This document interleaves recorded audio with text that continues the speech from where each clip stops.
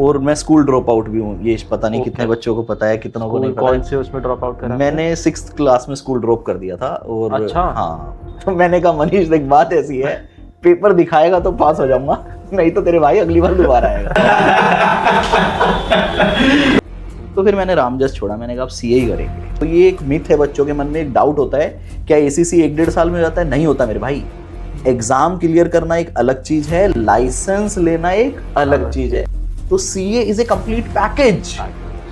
ACCA, CPA are just a simple degree.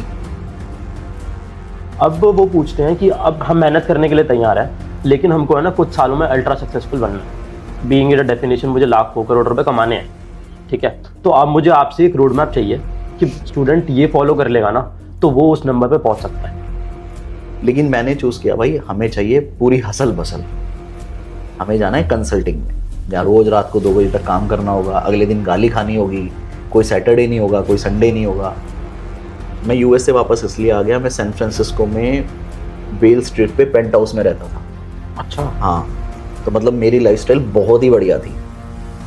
Success की journey में भी अकेला हो जाता है, तो दोस्तियाँ कितनी इंपॉर्टेंट हैं सिर्फ दोस्तों की वजह से? जॉब भी जो छोड़ी थी दोस्तों की वजह से छोड़ी थी। फिर तो तू SRCC या कुछ बढ़िया कॉलेज में चला जियो। कह रहा है भैया इन कॉलेज के बारे में तो मैं सोच ही नहीं सकता, मैं उस क्राउड के साथ ही मैच नहीं हो पाऊंगा। सपने कितने इंपॉर्टेंट है हमारी लाइफ में? आपने कोई सपना देखा सपने था? तो बहुत इंपॉर्टेंट है यार।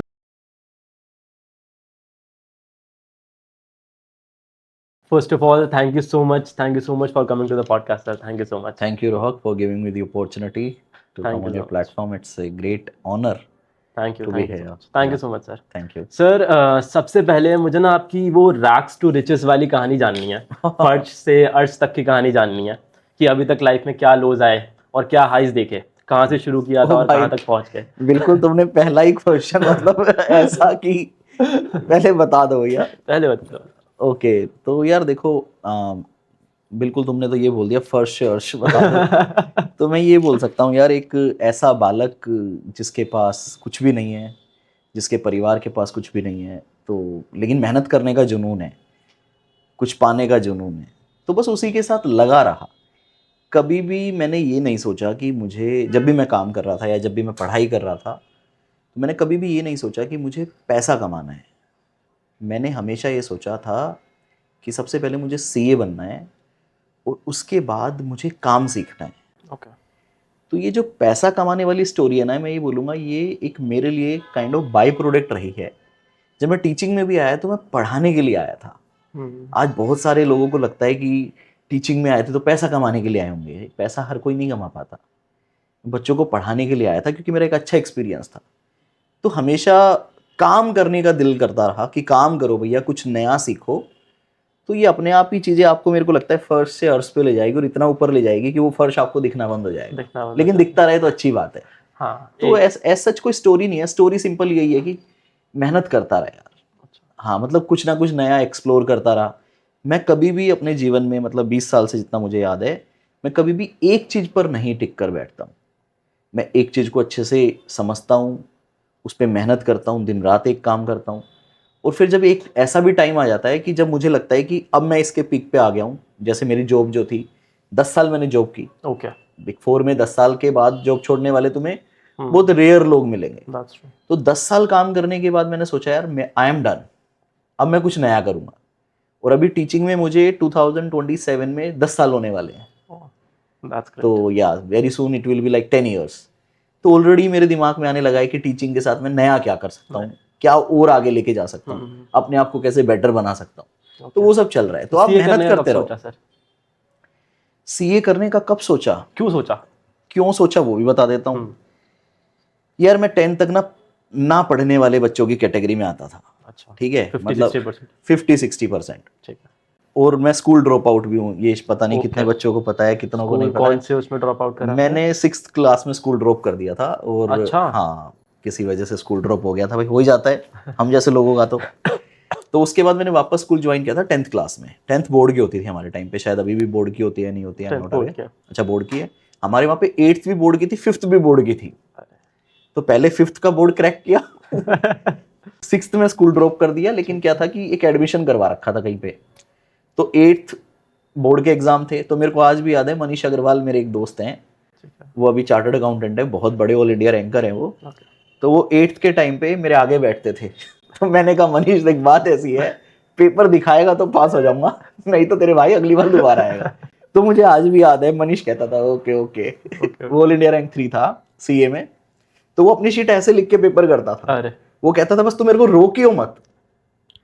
मैं मतलब पेज पलट दिया तो वापस नहीं आऊंगा। मतलब 8th क्लास में भी उसके अंदर इतना एटीट्यूड तो था। ओके।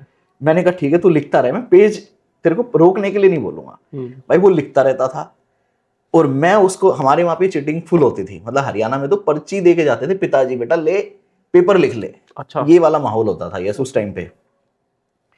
तो वो लिखता था, बस मैं उसको देखता रहता था, उसने पेज पलटा, मैं जहां पे भी हूं मैंने भी पेज पलटा। तो इस तरह से वो भी टैलेंट है। वो भी टैलेंट है। इस तरह से मेरे 48% नंबर आए थे। अच्छा। ओके। और मैं बड़ा खुश कि भैया बोर्ड निकल गया। ठीक है। फिर उसके बाद वापस से काम धंधे में, दुकान पे। 10th क्लास में पता नहीं क्यों मुझे ऐसा लगा कि कुछ कर लेते हैं, पढ़ाई कर लेते हैं वापस से। तो मैंने जहाँ पे स्कूल 6th में ड्रॉप किया था, उन्हीं ने ही, मैं बेसिकली एक अच्छे स्कूल से था, उन्होंने अपनी एक नई बिल्डिंग बनाई, तो उन्होंने एक स्कॉलरशिप टेस्ट रखा, हर स्कूल रखता है ठीक है। कि भाई आओ अपना नया स्कूल बनाए, नई बिल्डिंग बनी है, हमारे शहर का सबसे बड़ा स्कूल। तो मैं वैसे ही दुकान को थोड़ी देर के लिए छोड़ के वो टेस्ट देने चला गया। रिजल्ट आया, उन्होंने कहा जी 50% फीस माफ आपकी। अरे मुझे पता नहीं मैंने आप लिखा खुश क्या क्या नहीं लिखा।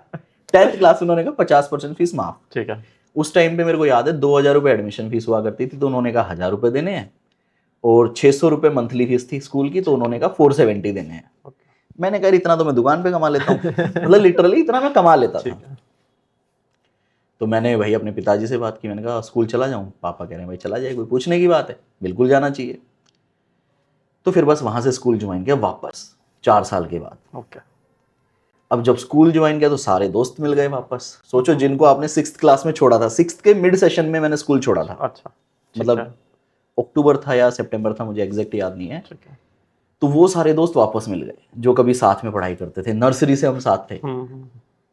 तो जब वो वापस मिले तो, लेकिन मेरा तो भाई ना मैथ्स आता, ना इंग्लिश आता, ना साइंस आता, ना कुछ भी नहीं आता मुझे, तो मैं तो एक कोरा कागज। ठीक है। टीचर्स ने बड़ा सपोर्ट किया, क्योंकि मैं छोटे शहर से हूँ ना, तो सब टीचर ने कहा कि कपिल तू एक काम कर, स्कूल के बाद घर आया कर, ट्यूशन पढ़ाते हैं ना, कोई फीस नहीं देनी तुझे, कुछ नहीं करना। तो सब टीचर ने, साइंस में, इंग्लिश में, मैथ्स के टीचर ने, सब ने अपने घर पे बुलाया, बाकी बच्चों से पैसे ले रहे हैं, अपने से कोई पैसा नहीं लिया, पढ़ाया, और मैं 10th क्लास में 68% के साथ पास हो गया। 10th क्लास में? ठीक है। वो मेरे लिए मेरे जीवन का सबसे बड़ा अचीवमेंट था। उसके बाद 11th में आए। 11th में पहले साइंस लिया, वो फिर निकाल दिया अपने को 3 दिन बाद ही। अच्छा। कि तुम्हारे लिए तो आर्ट है ना। तो मैंने कहा आर्ट्स में नहीं जाना, कॉमर्स तो लेंगे कम से कम।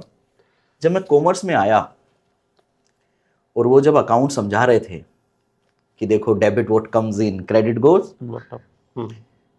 मैंने कहा अरे क्या सिखा रही हो, तो रोज भाई खाते में दुकान में बैठ के बनाता हूँ।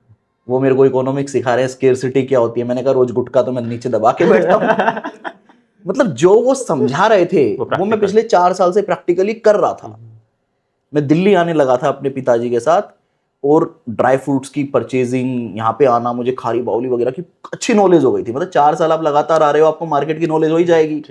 तंबाकू बैन हो रहा है तो कैसे अंदर करना है, तो मैं इतना सीख चुका था। तो क्लास में भी वही सब समझा रहे हैं, बिजनेस क्या होता है, ये सब क्या होता है।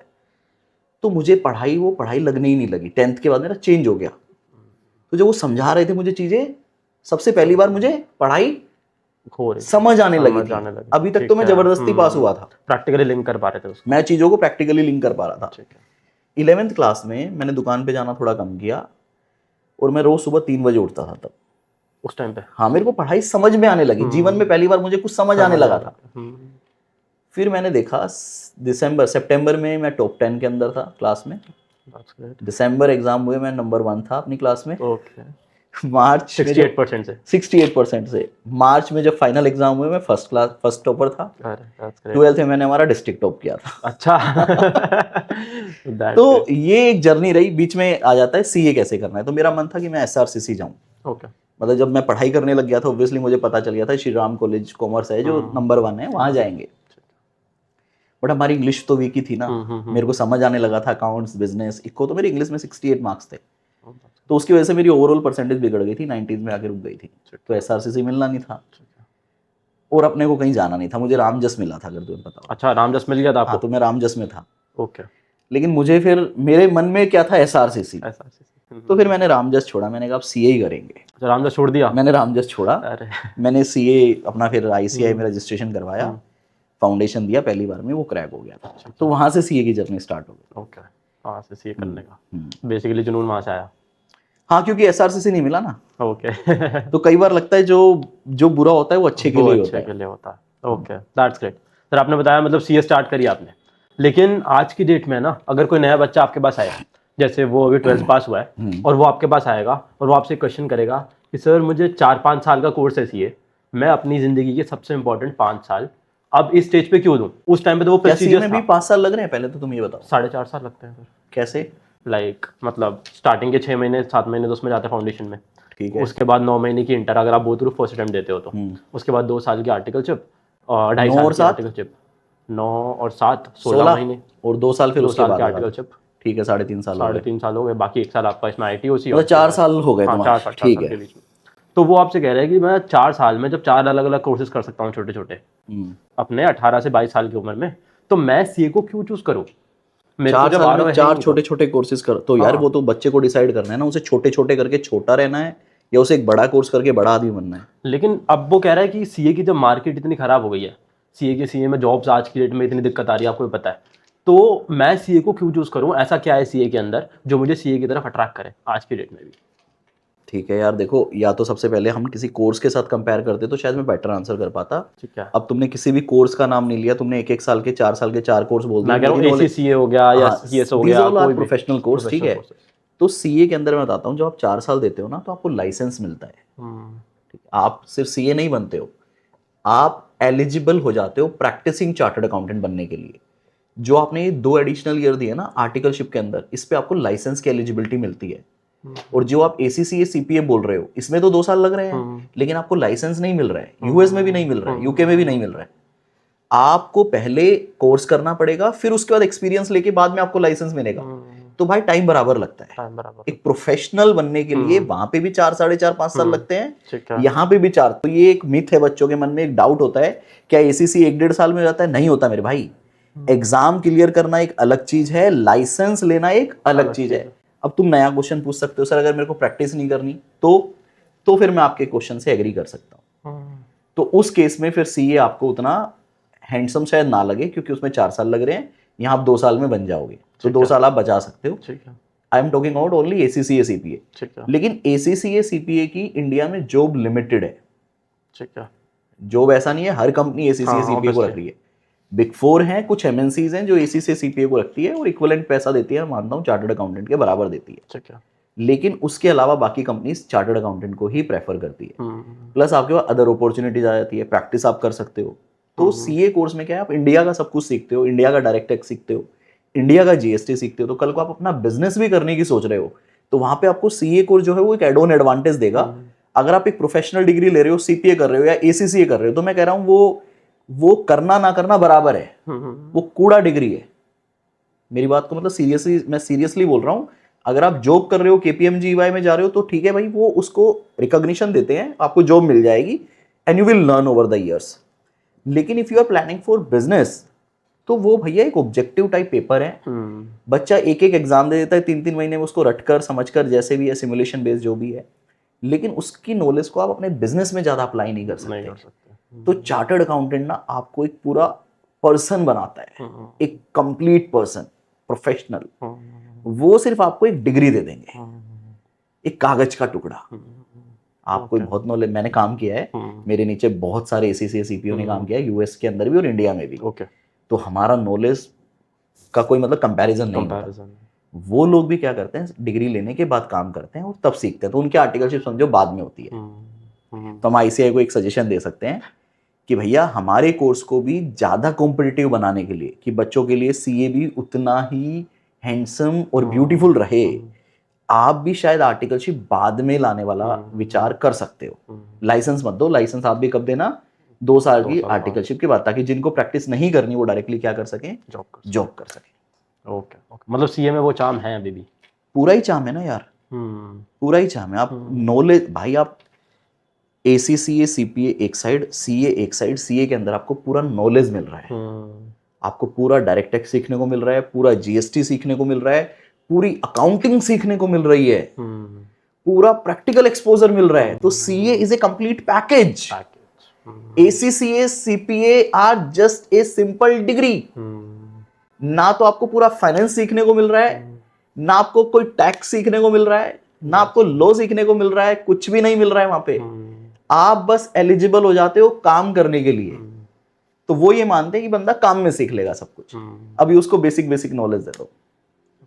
तो CA इज कंप्लीट सेट है यार वो तो पूरा। That's correct. तो सर जैसे आपने अभी बताया कि इनका अलग से कोई वैल्यू नहीं है, लेकिन क्या जब हम इनको सीए के साथ करते हैं तो क्या उनकी वैल्यू बढ़ती है या सीए की वैल्यू बढ़ती है? देखिए, अगर आप चार्टर्ड अकाउंटेंट हैं या आप कर रहे हैं, तो मैं आपको यहाँ पे ये बोलना चाहूँगा कि जिस फील्ड में आप आ चुके हो, you are a professional chartered accountant and you are eligible to practise in India. अब आपके पास समय है, या आप एक मान लो स्कॉलर स्टूडेंट हो, आपको एग्जाम क्रैक करने में दिक्कत नहीं आती, तो आप कुछ ऐड करना चाह रहे हो, तो एक ऑप्शन आपका कि आप ACC ऐड कर लो, CP ऐड कर लो। It's a complete time waste activity. तो अगर आपको कुछ ऐड ही करना है, आप पढ़ना चाहते हो, आप सीसा करो, आप डीसा करो। आप मान लो ऑडिटिंग के अंदर हो तो सीसा डीसा आपको हेल्प करते हैं, ठीक है। या आप मान लो फाइनेंस प्रोफाइल में हो तो आप CFA करो। तो आपको ये देखना पड़ेगा कि आपका इंटरेस्ट एरिया क्या है। पहले क्या होता था, जब मैं बेसिकली CA कर रहा था 2009, 10, 8 में, तब लोग CA, CS, CMA तीनों कर लेते थे, क्योंकि वो एक फैशन था। किसी को पता ही नहीं था कि CA के साथ मैं सिर्फ CA वाला काम करूंगा, CS CMA वाले नहीं करूंगा, तो वो डिग्री ली क्यों। तो आपको ये देखना पड़ेगा कि जब आप चार्टर्ड अकाउंटेंट बन गए हो, then you are a complete package यार। आप US भी जा सकते हो, UK भी जा सकते हो। आज तो ICAI ने, पता है ना, सबके साथ MOU साइन कर रखा है। जब मेरा हर कंट्री के साथ ऑलरेडी MOU साइंड है, तो उन कोर्सेज को अलग से करने की रिक्वायरमेंट ही नहीं है। नहीं, ये बहुत बड़ा मिथ है कि हमको CA साथ में करनी है या CA CMA साथ में नहीं करनी चाहिए, नहीं करनी चाहिए, कभी नहीं करनी चाहिए। आपको CA के साथ क्या ऐड करना है वो फ्यूचर बताएगा कि आप किस प्रोफाइल में काम कर रहे हो। बहुत सारे सर्टिफिकेशन है, आप वैल्यूअर बन सकते हो, ICAI का वैल्यूएशन का सर्टिफिकेशन है। तो आप जिस प्रोफाइल में काम कर रहे हो ना यार, तो मैं बोलूंगा आप वो वाली स्किल्स ऐड करो। जैसे मान लो आप पॉडकास्ट कर रहे हो, तो मैं CA बन गया, तो मैं यार वीडियो रिकॉर्डिंग सीखूंगा, मैं एडिटिंग सीखूंगा, मैं कम्युनिकेशन स्किल्स पे काम करूंगा, मैं उन सब चीज़ों पे करूंगा।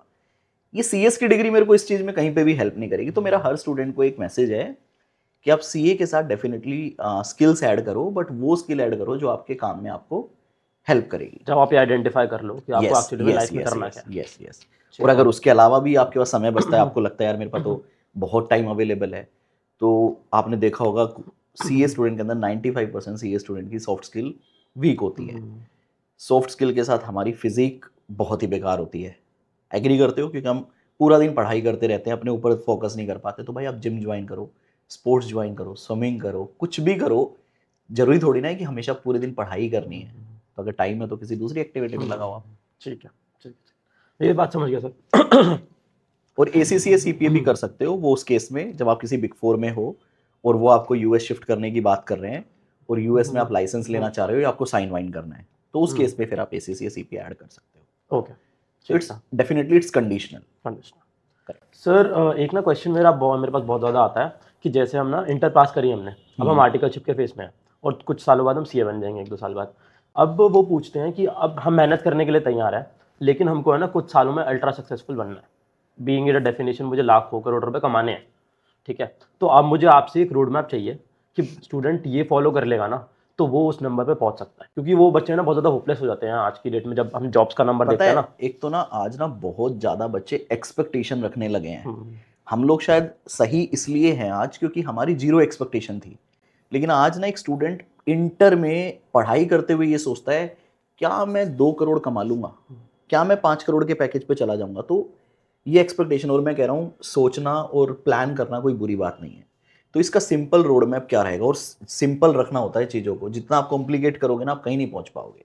इसका एक सिंपल रोड मैप ये है यार, if you are doing CA inter, आप जैसे ही CA इंटर पास करोगे आपको एक आर्टिकलशिप करनी है। तो आप कोशिश ये करो कि आपकी best to best CA firm में आर्टिकलशिप लगे।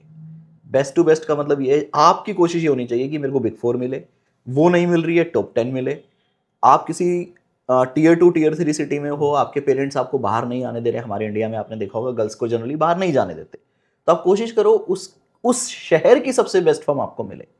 मतलब आपने ये नहीं करना कि यार चाचा की फर्म में चला जाता हूँ, दोस्त की फर्म में चला जाता हूँ, वहाँ टाइम कम देना पड़ेगा, लाइफ ईजी रहेगी, then you are not going to be successful. तो आपने बेस्ट लेना है आर्टिकलशिप में।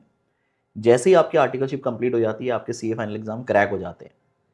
ये थोड़ा बोल रहा हूँ, हिंदुस्तान के थोड़ा सा विरुद्ध है ये, तो हमारे देश में टैक्स बहुत ज़्यादा है।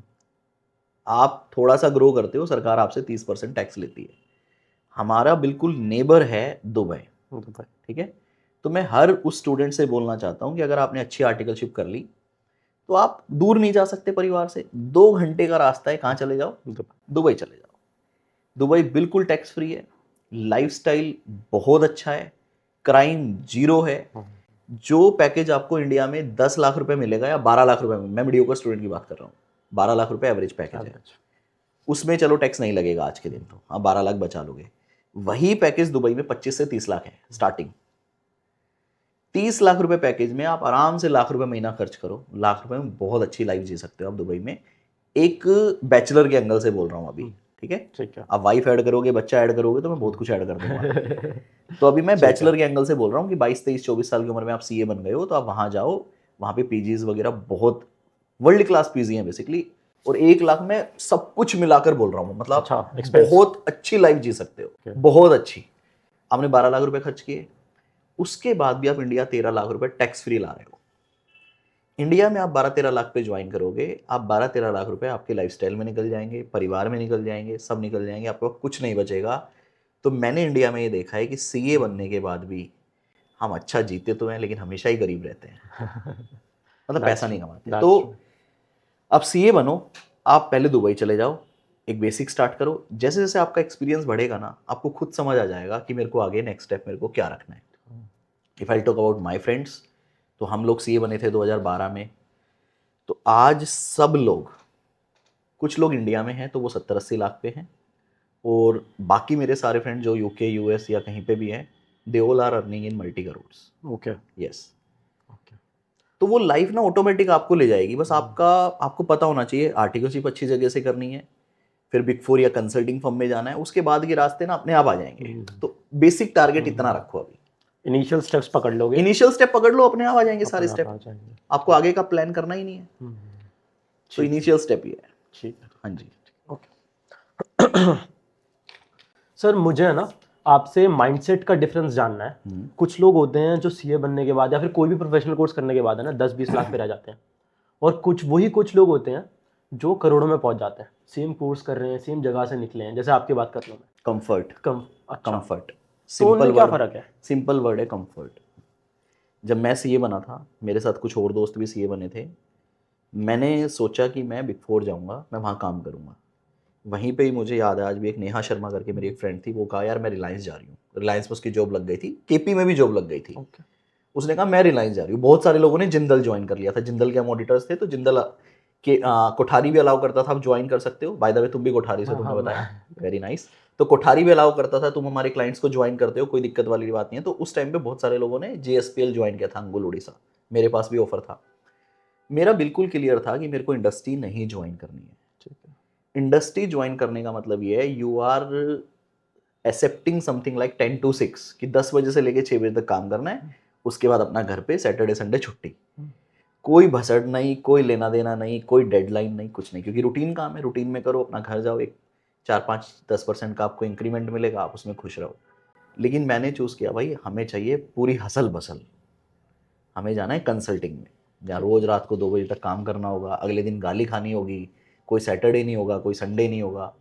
तो वो आपके ऊपर डिपेंड करता है कि आप अपनी लाइफ में किस पॉइंट ऑफ टाइम पे क्या लेना चाहते हो। तो वही बस आपको फ़र्क मिलेगा। जो लोग आपको 10-20 लाख पे मिलेंगे ना, देखना वो एक ईजी लाइफ जी रहे होंगे, सुकून की लाइफ भी बोल सकते हो आप, कि उनको कोई ज़्यादा टेंशन नहीं है।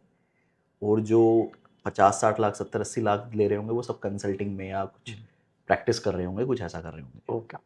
बट एक चीज़ ना मैंने नोटिस करी है कि जैसे ही हम सीए बनते हैं ना, तो बिग फोर्स वगैरह हमारे को 1-1.5 लाख ऑफर कर देती है, या फिर कोई भी फर्म है ना हमारे को 1-1.5 लाख ऑफर कर देती है। तो लोग क्या सोचते हैं कि हम 1-1.5 लाख पकड़ के बैठ जाते हैं और धीरे धीरे यहाँ से इंक्रीमेंट करते रहेंगे।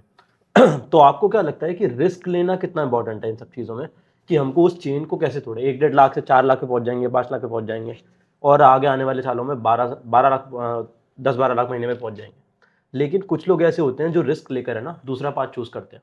जैसे तो कि जैसे मतलब जैसे आपने चूज करा कि मैं 10 साल में, आसान नहीं है केपीएमजी को छोड़ना, लेकिन आपने वो चीज़ चूज करी, तो आपका उस टाइम पे माइंडसेट क्या था कि मैं 10 साल में तो इंसान सेटल हो जाता है, उसकी शादी हो जाती है, उसके बाद अच्छा पैकेज आ रहा होता है, वहां से उस चीज़ को छोड़ना और रिस्क लेकर कुछ बनाना, तो हाँ, वो अच्छा कैसा है माइंडसेट ये डिफरेंस क्वेश्चन, था? काफी अच्छा है आपका। क्योंकि अभी आपने सेम क्वेश्चन पूछा उस टाइम पे जब मैं सीए बना था। हम्म। तो आपने पूछा कि भाई वो लाइफ, एक बंदा 10 कमा रहे वो, अब आप आ गए हो 10 साल बाद मेरी लाइफ में। तो 10 साल बाद मैंने क्यों छोड़ा, क्यों जब मैं छोड़ा? स्टार्टिंग में मैंने एक्सेप्ट किया था। आफ्टर 10 ईयर क्या होता है, जैसे आपने बोला शादी हो जाती है, एक आपका घर होता है, ठीक है। मेरी वाइफ भी चार्टर्ड अकाउंटेंट थी उस टाइम पे जब मैंने जॉब छोड़ी। तो मेरे को ये हो गया था कि अब रोज रात को 3 बजे तक काम नहीं करना, अब इतनी हसल बसल नहीं चाहिए। नहीं चाहिए। तो मतलब 10 साल पहले मेरे को ये सब चाहिए था, मैं उतनी मेहनत करने के लिए तैयार था, लेकिन अब ये था कि यार अब कुछ नया करते हैं। अगर यही 10 साल और कर लिया तो मेरी तो लाइफ निकल जाएगी, मेरे तो जो जवानी के साल हैं वो सब खत्म हो जाएंगे। मैं उस टाइम पे ही 27 साल का था, 35 का लगता था, और अगर मैं 10 साल काम कर लूंगा तो मैं 35 साल की उम्र में 45 का लगूंगा। मैं ये भी बोल सकता हूँ जितने भी मेरे दोस्त हैं सबके बाल उड़ चुके हैं, अच्छा, हाँ ये होता है बिग फोर आज वगैरह सबके में। पेट इतने बड़े बड़े हैं, ये भी फैक्ट है। अगर मैं आज मेरे 4 दोस्त जो मेरे साथ थे उनको यहाँ लाके खड़ा कर दूंगा ना, भाई नेगेटिव मत लेना वीडियो पहुंच जाए तो वो मेरे अंकल लगते हैं, सब उम्र बराबर है हमारी। तो मैंने उस टाइम पे सोचा कि यार अब अग्रिमा भी सीए है, मैं कुछ नया ट्राई कर सकता हूँ। और मेरे को वो लूप से निकलना था, जो लूप में हम फंस जाते हैं ना सब लोग, हर महीने सैलरी आती है भाई, सबको अच्छी लगती है। वही क्योंकि वो स्टेबिलिटी आ चुकी होती है ना हाँ, वो हमारे पास स्टेबिलिटी आ चुकी है। तो लाइफ में। उस लूप से मैं क्यों निकला मैं बता देता हूँ। एक तो मैं यूएस से वापस आ गया। ओके। मैं यूएस से वापस इसलिए आ गया, मैं सैन फ्रांसिस्को में बेल स्ट्रीट पे पेंट हाउस में रहता था। अच्छा। हाँ, तो मतलब मेरी लाइफस्टाइल बहुत ही बढ़िया थी। हाँ, वो कैसे छोड़ के आ गए ठीक है, तो इंडिया वापस? वो मैं कई बार लोगों से डिस्कस करता हूँ, भाई वो छोड़ के कौन आता है, या यूएस में थोड़ा तो कुछ करता कि वहीं रहता या कुछ। और मेरी वाइफ की पूरी फैमिली यूएस बेस है, अच्छा, they are resident of US, ठीक है। That's great. ठीक है, तो उसके बाद भी मैं यहाँ आया। तो मेरा आने का रीज़न ये था यार, मेरे पास सब कुछ था जो एक इंसान की लाइफ में होना चाहिए, बट मेरे साथ ना तो मेरी माता जी थी, ना मेरे पिताजी थे, ना मेरा भाई था, ना मेरी बहन थी। मेरे पास मर्सिडीज थी, लेकिन मर्सिडीज में बिठाने वाले लोग नहीं थे। लोग नहीं थे। तो वो चीज़ ना मेरे को बड़ी फीकी लगती थी, मतलब कि घर पे सिर्फ पैसे भिजवाना ना एक ऑब्जेक्टिव नहीं होना चाहिए, उनके साथ जीवन जीना भी है। तो फिर मैंने ये डिसाइड किया कि मैं परिवार के साथ, दोस्तों के साथ रहना चाहूँगा। मेरे को इस कॉर्पोरेट लाइफ में और इस अकेली दुनिया में नहीं रहना। मैं अकेला था ना, मेरी वाइफ थी और नई नई शादी हुई थी। तो फिर मैंने सोचा कि हम इंडिया वापस जाएंगे। मैंने अपनी अग्रिमा मेरी वाइफ से पूछा, मैंने कहा तुम्हारा क्या मन है। उसने कहा देखो पसंद तो मुझे भी इंडिया है, हम यहाँ पे आएंगे घूमने फिरने के लिए आया करेंगे।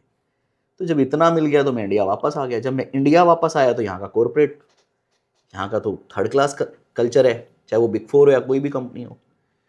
जब मैं यहाँ आ गया तो मैं यहाँ आके रोने लग गया। मैंने कहा कहाँ आ गया, यहाँ तो लोग रोड पे कूड़ा फेंक रहे हैं।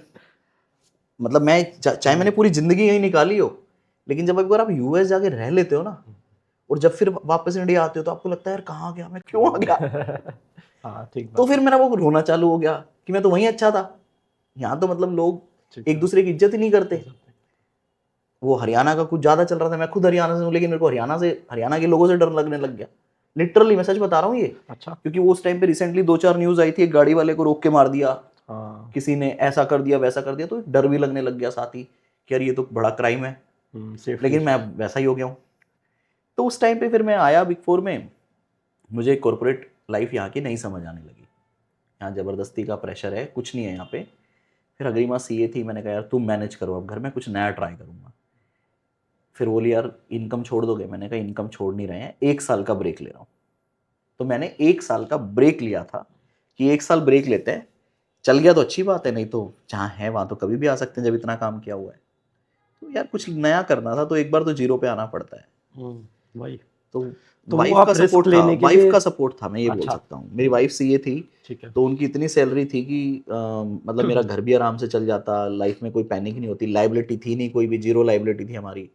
और मेरे को अपने ऊपर कॉन्फिडेंस भी था कि मैं कर लूँगा। दो चीज़ें, कॉन्फिडेंस और अपॉर्चुनिटी। आपको जीरो पे एक बार तो आना पड़ता है। एक बार लेकिन बैकअप होना चाहिए। Backup कैलकुलेटेड होना रिस्क था मेरा। ओके। मेरे पास सेविंग्स भी थी, क्योंकि मैं यूएस से आया था तो मेरे पास सेविंग्स भी थी, मेरी फैमिली की कोई मुझसे बहुत ज़्यादा एक्सपेक्टेशन नहीं थी। मेरे घर वाले ये नहीं बोलते कि मतलब मेरे मम्मी पापा ने मेरे को ये नहीं बोला कि तू क्यों छोड़ रहा है, तेरा इतना नुकसान हो जाएगा नहीं चला तो। मेरे मम्मी पापा की हमेशा एक बहुत अच्छी बात रही है, वो गाँव के हैं, वो मेरे को कहते हैं तेरे को सही लग रहा है तू कर ले।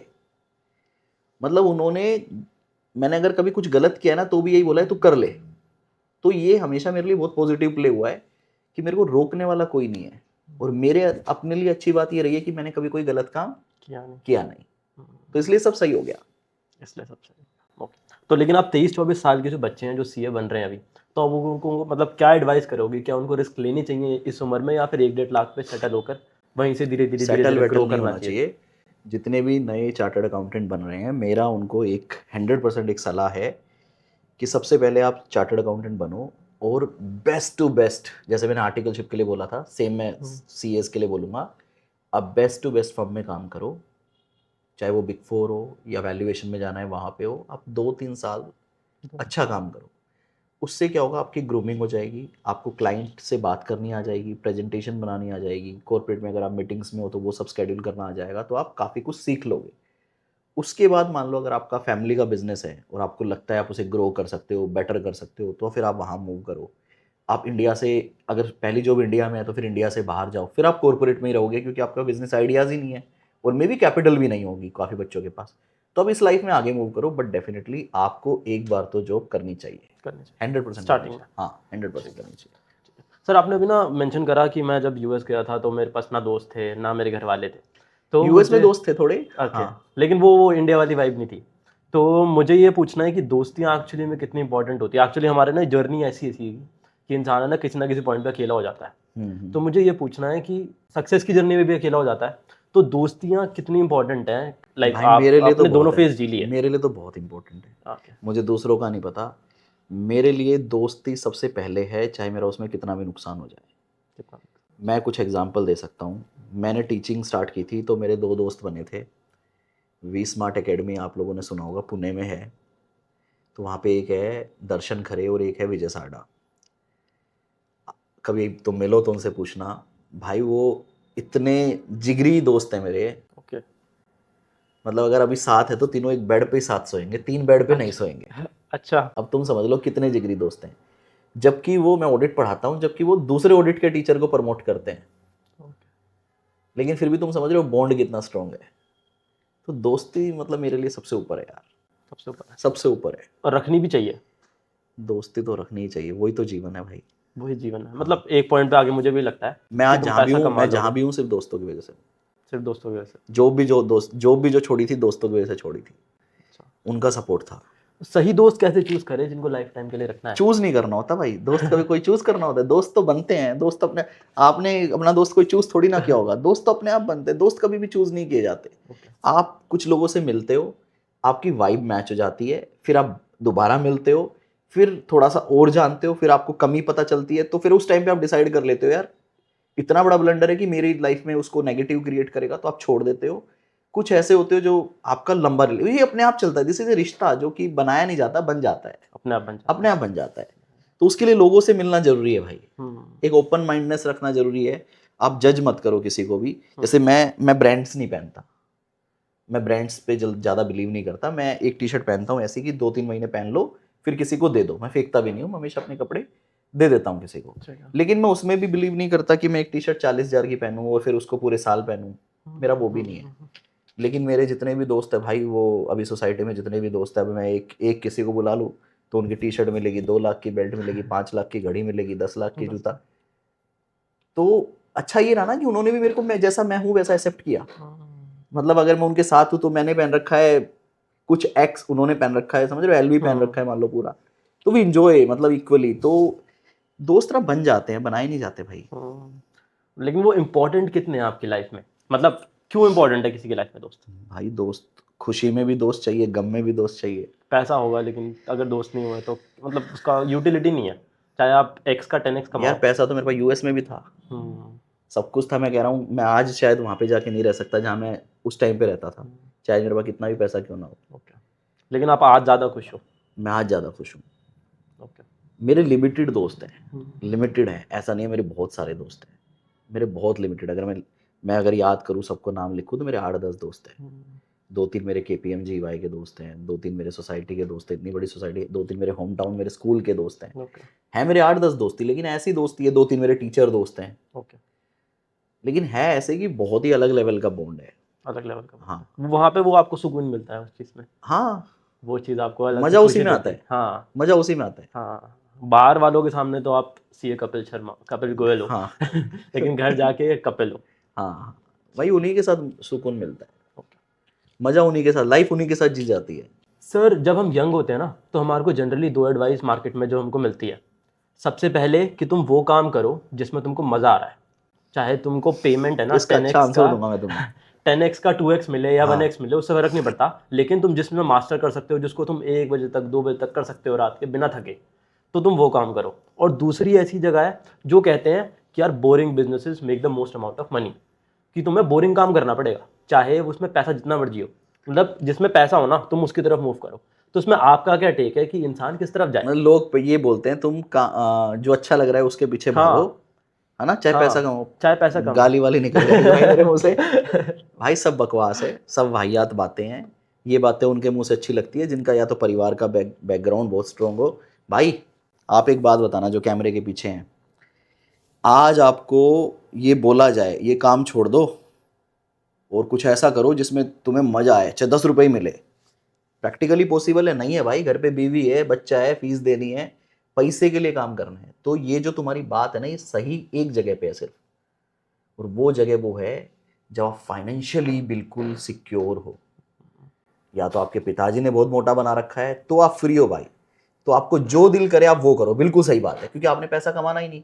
मैं लाइव एग्जांपल देता हूँ और बिल्कुल सही है, मैं उस बच्चे को डिफेम नहीं कर रहा, वो बिल्कुल सही है जिसका मैं एग्जांपल ले रहा हूँ। कल मैं एक बच्चे से मिला था जिसका नाम है प्रथम, बनिया है, वो मेरा एक मकान खरीद रहा है, उसके पिताजी खरीद रहे हैं, तो पिताजी ने बोला भाई एक कपिल सर से मिल लो, वो एक यूनिट दिखाएंगे, वो लेनी है अपने को। वो यूनिट मैंने दिखाया, वो अभी भी बहुत बड़े मकान में रह रहा है। तो मैंने कहा यार तू ये यूनिट ले क्यों रहा है, तू तो ऑलरेडी बहुत अच्छे मकान में रह रहा है। उसने कहा भैया मुझे एक स्पेस चाहिए, एक एरिया चाहिए जहां पे मैं अपना PS5 गेम आता है ना, अपने दोस्तों के साथ PS5 खेल सकूं। मैंने कहा वो तू कमरे में, वो तो मेरा प्राइवेट जोन है। मैंने कहा तू उसके लिए घर खरीद रहा है? कह रहा हाँ वो एरिया चाहिए, वो एरिया उस घर में नहीं है। मैंने कहा अच्छा। फिर उसके पिताजी ने कहा था वो अभी 12th कर रहा है, तो वो आप थोड़ा, वो कॉमर्स में ही है, तो थोड़ा गाइडेंस दे देना कि क्या करना चाहिए। तो उसने मुझसे पूछा कि CA करना चाहिए, तो मैंने कहा नहीं तेरे को तो नहीं करना चाहिए। ठीक है, मैंने उसको, ये मैं सच ही बोलूंगा ना, पॉडकास्ट में बैठा हूँ तो झूठ नहीं बोलूंगा। मैंने कहा भाई तुझे तो नहीं करना चाहिए CA, क्योंकि उनका बहुत मोटा काम है। तो फिर मैंने कहा तो यार कॉलेज वॉलेज कर ले। मैंने पूछा तू कैसा है, मतलब जनरली भाई पैसे वाले बच्चे हो सकता है मस्ती में हो, तो मैंने खुल के पूछा, मैंने कहा तू कैसा है, मतलब मस्ती वस्ती वाला है या तू पढ़ाई वढ़ाई करता है? कह रहा भैया बिना पढ़े टॉप करता हूँ। ओके मैंने कहा यार ये तो बहुत बढ़िया बात है प्रथम, फिर तो तू SRCC या कुछ बढ़िया कॉलेज में चला जियो। कह रहा है भैया इन कॉलेज के बारे में तो मैं सोच ही नहीं सकता, मैं उस क्राउड के साथ ही मैच नहीं हो पाऊंगा। I was shocked. यार माइंडसेट मैच नहीं होगा। कह रहा है भैया वो मैं जा ही नहीं सकता इंडियन कॉलेजेस में। और फिर मैंने रियलाइज किया वो गलत नहीं है, वो अपनी जगह पे 100% सही है। भाई। जो अब उसका नेटवर्किंग है उसी तरह के बच्चों का है, और उन बच्चों का जो माइंडसेट है वो कई गुना ऊपर जा चुका है कि भाई नहीं करनी, अब वो करेंगे जो अच्छा लगता है। तो मैंने पूछा भाई तेरे मन में क्या है, तो उसने मेरे को 4-5 चीज़ें फैंसी फैंसी बता दी। फिर बताया कि मैं तो बस जॉब के साथ साथ पापा का बिजनेस करूंगा। अभी वो जो ये सेंचुरी की, वो सॉरी सेंचुरी बोल रहा हूँ, लैमिनेट्स वगैरह आती है वो इंपोर्ट करते हैं और उसी को एक्सपोर्ट। कह रहे से मैं 3-4 चीज़ें ऐड करूंगा। तो उसने मेरे को खड़े खड़े 500 करोड़ का प्लान बता दिया। तो वो सही है भाई। तो आप, अब वो बच्चा वो कर रहा है जिस जो उसको अच्छा लग रहा अच्छा लगता है, लेकिन कब कर रहा है भाई, है जब रीढ़ की हड्डी पूरी मजबूत है। मजबूत है। तो ये फालतू का क्वेश्चन था जो आपने पूछा, बिल्कुल ही हम जैसे गरीब बच्चों पे अप्लाई नहीं होता। चुपचाप जहाँ रोटी मिले, जहाँ पैसा मिले वो करो। जब जीवन में ऐसा लगे कि भैया आपकी शादी हो गई है, बीवी भी कमा रही है, तब आप कुछ करना चाहते हो, जैसे मैंने किया 10 साल के बाद कि वाइफ कमा रही है उससे घर चल जाएगा, मैं कुछ नया ट्राई कर लेता हूँ, तब ये सब करना। ओके सर, आपने ये मेंशन करा कि उसका माइंडसेट मैच नहीं हो उस बच्चे का बाकी एवरेज बच्चों से, एवरेज नहीं, मिडिल क्लास फैमिली के मिडिल बच्चों क्लास से। फैमिली हाँ के बच्चों से। तो यही मैंने मिडिल क्लास नोटिस फैमिली करा में तो था। होशियार होते हैं ना, होशियार होता है, तो एवरेज नहीं बोलेंगे। दैट्स हाँ, नहीं नहीं, वो बिल्कुल सही लाइफस्टाइल बात नहीं है। मैच कर पाएगा उनके लाइफ साथ। स्टाइल में मैच नहीं कर पाएगा। लेकिन थोड़ा सा होता है कि सपने जो होते हैं ना वो अलग होते हैं दोनों के। तो मेरे को बिल्कुल पूछना अलग है, होते हैं दोनों के। हाँ बिल्कुल अलग होते हैं। हाँ, तो मेरे को ये पूछना है कि सपने कितने इंपॉर्टेंट है हमारी लाइफ में। आपने कोई सपना देखा सपने था? तो बहुत इंपॉर्टेंट है यार। अगर आप आज इसको आप अफर्मेशन के नाम से भी जानते हो, अगर आप सपने नहीं देखोगे तो फिर आप पूरा नहीं कर पाओगे कुछ भी। सपने देखना तो बहुत इंपॉर्टेंट है, लेकिन वो सपने ये नहीं कि मैं मतलब कुछ देख ही जा रहे हो बस। बेसिकली जब मैं केपीएमजी में था, तो केपीएमजी में यूएस कैसे गया ये उसकी स्टोरी है। केपीएमजी ने अनाउंस किया कि पूरे इंडिया से जितने भी केपीएमजी के ऑफिसेज हैं, हम 7 लोगों को यूएस भेजेंगे। टोटल 7? 7 लोगों को मेरे लेवल पे। तो मेरे को वहां से ये समझ आया मतलब यूएस तो जा सकते हैं। फिर बताया कि वो 7 लोग कौन होंगे।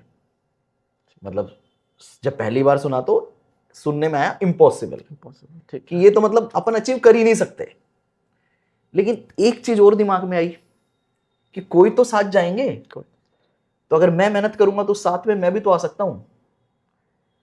तो मैंने कहा यार मेहनत करते हैं, क्योंकि जैसे मैं सोच रहा हूं इम्पॉसिबल है, ऐसे ही हो सकता है सब सोच रहे हो इम्पॉसिबल है। तो मैंने मेहनत की, और I am the only one. मैं एक बात बताना चाहूंगा कैमरा के माध्यम से, ओनली वन। जितने भी लोग थे सबके इंटरव्यू हुए थे, ठीक है। चैड नाम का बंदा था, मेरे को आज भी याद है, चैड एंड मैक्स।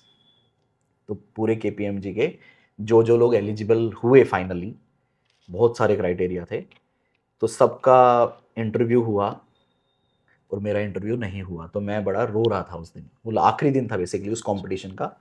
तो बेंगलोर थे हम सब लोग। तो मतलब ऐसा हो गया था कि कपिल भी जाएगा, क्योंकि तब तक प्रूव हो चुका था। अच्छा। मतलब अब क्रिकेट मैच चल रहा है, पहले अगर एक टीम ने खेला फिर दूसरी टीम खेलती है, तो हम बीच में बता देते हैं ना कि ये वाली टीम जीत रही है। तो जब वो मैच चला हमारा, वो 4 महीने का मैच था समझो, तो आखिरी तक ये हो गया था कि कपिल भी जाएगा, भाई इसने बहुत अलग लेवल पे काम किया है। तो मेरे को भी हो गया था कि मैं जाऊंगा। तो बीच में फिर इंटरव्यू स्टार्ट हो गई कि अब जो लग रहा है जाएंगे, कि अब यूएस टीम इंटरव्यू ले रही है और सब दोस्तों के इंटरव्यू हो रहे हैं। तो मेरे को ये था कि चल मेरा भी नंबर आ जाएगा इंटरव्यू में, इंटरव्यू देने के लिए। भाई आखिरी दिन आ गया, शाम की हमारी दिल्ली की वापसी फ्लाइट है। ये बहुत इमोशनल एंगल है मेरी कॉर्पोरेट लाइफ का। और तकरीबन 3-3:30 बजे हमें केपीएमजी के ऑफिस से निकलना है, बेंगलोर ऑफिस से। तो हम अपना बैग साथ में लेके गए हैं होटल से, ओके। क्योंकि वहाँ से सीधा हमें एयरपोर्ट जाना है। ठीक है। तो पहले ही हमें गाइड कर दिया था कि आप होटल वापस नहीं जाओगे। तो सबके डेस्क पे अपने बैग वैग भी रखे हुए थे, और कुछ लोगों का इंटरव्यू नहीं हुआ था तो उनका इंटरव्यू हो रहा था। और फाइनली 3-3:30 बज गए, मेरा इंटरव्यू नहीं हुआ। अच्छा। Okay. And I was literally crying in side my heart, crying a lot. 24 घंटे काम किया था भाई, 24 घंटे 4 महीने नॉन स्टॉप, और विद 100% क्वालिटी। ये बहुत टफ था। सबने सी ऑफ किया, साला प्रैंक था ये पूरा मेरे साथ, शर्म नहीं आई उन्होंने जिन्होंने किया। सबने सी ऑफ कर दिया, सब बाय बोल रहे हैं। ठीक है। कसौटी जिंदगी के मेरे को सीरियल याद आता है, जब भाई मैं बैग उठा के अपने जा रहा हूँ और मैं गेट खोल रहा हूँ, मतलब रो रहा हूँ लिटरली, मतलब दिल के अंदर तो कि सालों क्या कर दिया, इतना बड़ा काटा। आंखें नम नहीं थी, अंदर रो रहा हूँ तो अभी अंदर रो रहा हूँ। ठीक है। मतलब इतना बड़ा तो मेरा जीवन में नहीं घटा यार, कि क्योंकि दोस्तों के लिए भी बुरा लग रहा है ना कि वो तो डिजर्व नहीं करता था, उसका इंटरव्यू क्यों हो गया। कुछ ऐसे भी लोगों का इंटरव्यू हो ना जो मेरे को लग रहा था यार ये तो डिजर्व ही नहीं है, तो रोज पी रहे थे। उसके बाद पीछे से आवाज आती है चैट की, ठीक है, हे कपिल। मैंने कहा, मैं पीछे मुड़ा, मैंने कहा हाय या chat, bye, see you some other day. वो तो बहुत अच्छा क्लोज फ्रेंड हो गया था मेरा, वो यूएस का बंदा है, आज भी काफी अच्छा दोस्त है। Hey guy, where are you going? मैंने कहा I am going Delhi now. You are going with us. Okay. उसने ये नहीं कहा you are going US, you are going with us. You are going with us. मेरे को, अब मैं इतना इमोशनल था, इतना सैड था, तो मेरे को उसकी बात प्रोसेस करने में 10-20 सेकंड लग गए कि yes I am going US. तो समझ रहे हो तुम, सबका इंटरव्यू हुआ था, I was the only guy जिसका इंटरव्यू नहीं हुआ, जिसको लास्ट डे बोल दिया कि you are going with us. तो it was a big achievement. तो भाई वो लाइफ का ना, मतलब उस टाइम रोया मैं। नहीं, नमी तो अभी भी दिख रही है मेरे को। उस टाइम भाई वो बहुत ही इमोशनल डे था यार, मतलब आप बहुत मेहनत की थी। हाँ, नहीं ना, जहाँ आप बता रहे हो कि 10th 11th में इंग्लिश भी आप ढंग से नहीं बोल पाते थे, हाँ, वहां से यूएस तक का सफर। तो वो बहुत इमोशनल डे था भाई, मज़ा आ गया, लेकिन रुला दिया सालों ने लेकिन आनंद आ गया था, ऐसा लग रहा था कि फाइनली मतलब यूएस। तो सपने देखना जो आपका क्वेश्चन था वो बहुत इंपॉर्टेंट है। जब मैं टीचिंग में आया, मैं आपको एग्जांपल देके समझाऊंगा, सारे रियल लाइफ एग्जांपल, कोई फ्रेम्ड नहीं है। जब मैं टीचिंग में आ रहा था तो मेरी वाइफ ने कहा, यार क्यों तुम ऐसा सोच रहे हो, क्योंकि इतने बड़े बड़े टीचर्स हैं तो तुम कैसे करोगे इन सब के साथ, और तुम्हारा अच्छा चल रहा है। तो मैंने ना टीचर्स को देख लिया था, I am saying all are doing very good, सब अपना हार्ड वर्क कर रहे हैं, सब बेस्ट कर रहे हैं, सब फोड़ रहे हैं। लेकिन मैंने उस टाइम पे ना एक गैप आइडेंटिफाई किया कि कोई भी प्रैक्टिकल ऑडिट नहीं पढ़ाता है। कोई भी हमारे इंडिया में ऐसा टीचर नहीं है जिसने 10 साल जितना मैंने काम कर रखा है उतना काम कर रखा हो। तो कोई कंसेप्ट जिस तरीके से मैं बताऊंगा मेरी 10 एक्सपीरियंसेस के साथ कोई नहीं बता सकता। सब राम श्याम मोहन ए बी इस तरह से। तो मैंने कहा था मैं डिफरेंट कर सकता हूँ कुछ। तो मैं लिखता हूँ, बहुत लिखता हूँ। अभी भी तुम मेरे मास्टर बेडरूम में आओगे तो पूरा एक ना सामने मेरी वार्डरोब है, वो पूरी शीशे की है। तो वहाँ तुम्हें सब लिखा हुआ मिलेगा, फैप प्लान, मार्च प्लान, मेरा वर्कआउट डिटेल, सब कुछ मैंने लिख रखा है। तो मैंने तब लिखा था, ब्रो मैं जो बोल रहा हूँ ना बिल्कुल सही बोल रहा हूँ, मैंने तब उस व्हाइट बोर्ड पे लिखा था, I will be the number 1 teacher by the year 2020 and. ये आपने पहले लिख दिया मैंने था? उस दिन लिख दिया था। ओके। एक सपना देखा था कि मैं पूरे इंडिया का नंबर 1 टीचर बनूंगा 2020 आखिरी तक, और मैंने वो सपना पूरा किया। पूरा हिंदुस्तान जानता है। मैं अब तो नहीं कहूँगा क्योंकि मैं बहुत सारे बिजनेसेस करने लग गया। 2020 से लेकर 2024 तक मैंने वन साइडेड ऑडिट के बच्चे पढ़ाए हैं। बाकी सब टीचर ने भी बहुत अच्छा किया है, मैं किसी के लिए कुछ नहीं बोल रहा, लेकिन मुझे पता है मैंने क्या फोड़ा है। तो सपने देखना तो बहुत जरूरी है मेरे भाई, और उसके पीछे फिर पागलों की तरह काम करना बहुत जरूरी है। तो देखोगे तभी पूरे होंगे वो कहीं ना कहीं। हाँ, फिर काम करो ना उसके लिए। आप सपना वही देखो ना जो आपको पूरा करना है। जो आपको पूरा करना है। ऐसे थोड़ी ना, मैंने आज तक लग्जरी गाड़ी नहीं खरीदी। मेरे को कितने बच्चे बोलते हैं, सर आप मर्सिडीज क्यों नहीं लेते हो, BM5 सीरीज क्यों नहीं लेते हो, सब दोस्तों के पास है, सब टीचर्स के पास है। सब टीचर्स के पास है। मैंने कहा बेटा ऐसी ऐसी गाड़ी लूंगा, कोई टीचर कभी खरीद भी नहीं सकता बट लूंगा समय आने पर। पैसिव इनकम से लेंगे यार, मैं एक्टिव इनकम कभी डेप्रिशिएटिंग एसेट में नहीं खर्च करूंगा। That's great. पैसिव इनकम से लेंगे, 2028-29 में बहुत तगड़ी पैसिव इनकम आनी चालू हो जाएगी। सब सेट कर रखा है, तो उससे लेंगे। बे बैग भी लेंगे, रेंज रोवर भी लेंगे, साली जो गाड़ी दिल्ली के रोड पे नहीं चल सकती वो लेंगे। सपना ऐसा देखो। लेकिन मैं ना उन चीजों के comparison ना हो। पीछे नहीं भागता। वो सब लेंगे पैसिव इनकम से, कि जो पैसा बस आ ही रहा है, आपका कोई एफर्ट नहीं है, आप उसको उड़ाओ। उड़ाएंगे कोई बात नहीं, लेकिन अभी नहीं।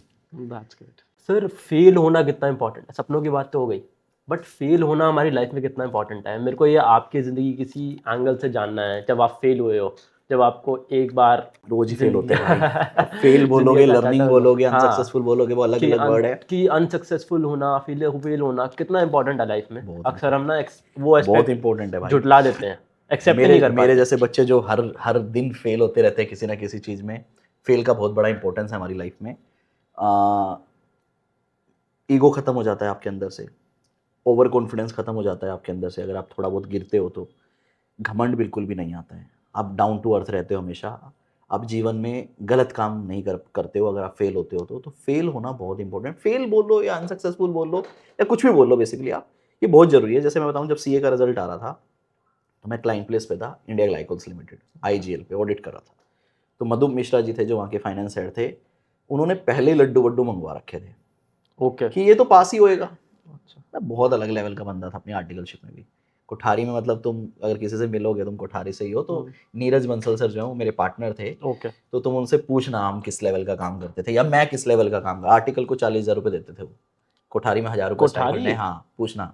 That's great. ठीक है, तो बहुत अलग लेवल का काम करता था भाई, बहुत मज़ा आता था। चार्टर्ड अकाउंटेंट मेरे नीचे काम करते थे आर्टिकलशिप में, कोठारी के अंदर रेयर था मैं।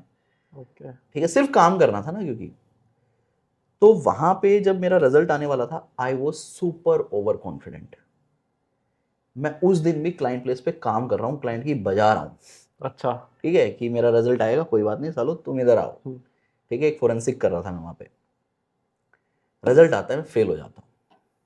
ओके। इसका पेपर था, एक इसका कंप्यूटर होता था, मैं उसमें फेल था।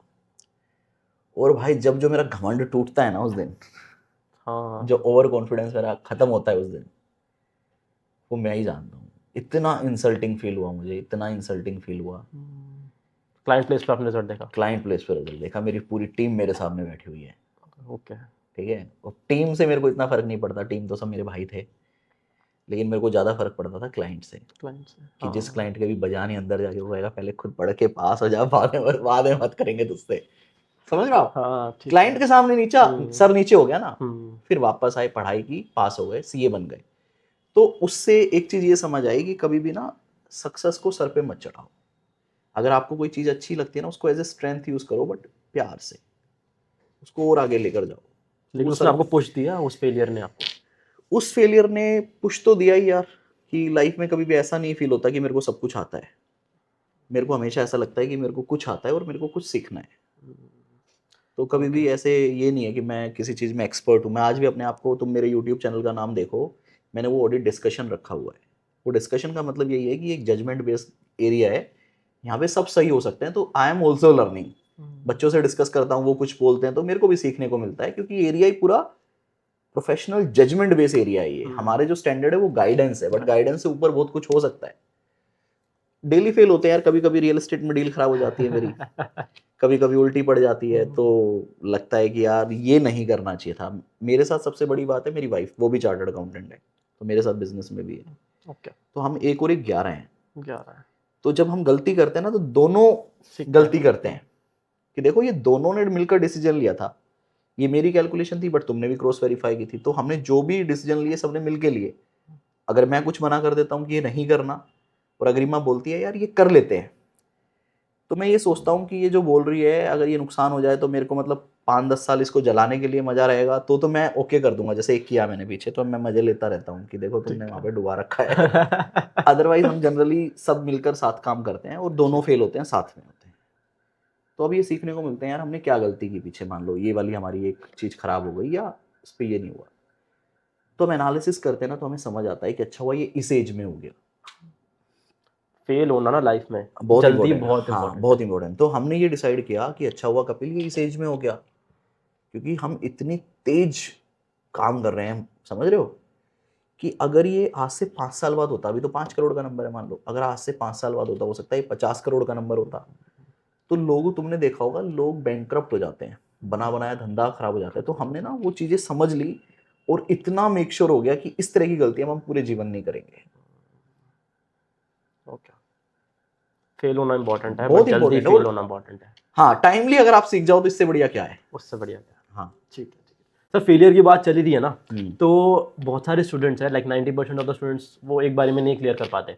तो क्या होता है, 2 अटेम्प्ट्स लग गए, 3 अटेम्प्ट्स लग गए, अब दोस्त भी आगे चले गए, को जो कॉलेज कर रहा है वो तो ऑलरेडी आगे है ही है, और घर वाले भी ना एक एक्सपेक्टेशंस लगा के बैठे होते हैं कि यार हमारा बच्चा सीए बनेगा तो कुछ करेगा। तो बच्चा ना उसके प्रेशर में आ जाता है, और वो है ना उसका ब्रेकआउट पॉइंट हो जाता है।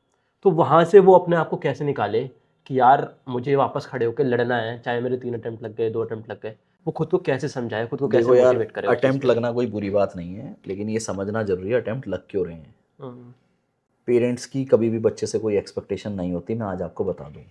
जब पेरेंट्स को ये लगता है ना कि बच्चा मेहनत कर रहा है, तो पेरेंट्स उसका साथ देते हैं। जब पेरेंट्स को दिखता है ना साला 24 घंटे तो मोबाइल में लगा रहता है, 24 घंटे फ़ोन पे बंदी से बात करता रहता है, 24 घंटे अय्याशी करता रहता है, तब पेरेंट्स कहते हैं भाई या तो सीए छोड़ दे, कोई काम धंधा कर ले। तब पेरेंट्स परेशान होते हैं।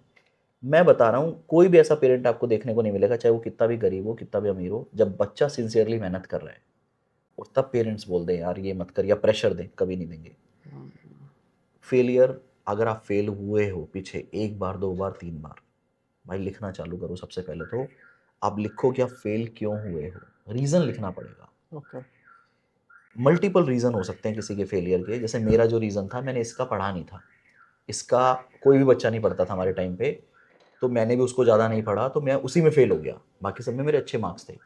तो you have to identify reasons कि आप फेल क्यों हुए हो। क्या आपने प्रॉपर क्लासेस ली है, क्या आपने प्रॉपर रिवीजन किया है, क्या आपने प्रैक्टिकल क्वेश्चंस को सोल्व किया है, क्या आपने थ्योरी क्वेश्चंस को राइटिंग प्रैक्टिस की है नहीं की है, क्या आपको 3-4 महीने का रिवीजन चाहिए होता है बोथ ग्रुप का, क्या आपने वो रिवीजन किया नहीं किया। तो देर आर मल्टीपल फैक्टर्स। अगर आपने वो लिख लिया तो आपको खुद ही आंसर मिल जाएगा, यार इन रीज़न की वजह से मैं फेल हो रहा हूँ। फिर आपको अप्लाई करना पड़ेगा। देखो यार, आपने बोला सपने देखना है, तो मैंने सपने देखे तो, लेकिन मैंने दिन रात मेहनत भी तो की ना। मेहनत भी करी। मैंने जो चीज़ छोड़नी थी वो चीज़ छोड़ी अपनी लाइफ से। फिर आपको देखना पड़ेगा यार, मैं पूरा दिन फ़ोन देखता हूँ, सोशल मीडिया देखता हूँ, तो मैं फ़ोन ही हटा के बंद करके रख देता हूँ, फ़ोन यूज़ ही नहीं करना। ठीक है। मैं किसी लड़की से बात करता हूँ या किसी लड़के से बात करती हूँ, तो अगले 4 महीने मेरे को उससे बात नहीं करनी। मैं ये नहीं कह रहा आप रिश्ता ख़त्म कर दो।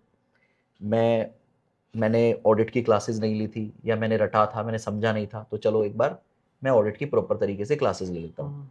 प्रॉपर टाइम दोगे जब आप किसी चीज़ को, तो सब कुछ हो जाता है, सब कुछ हो जाता है।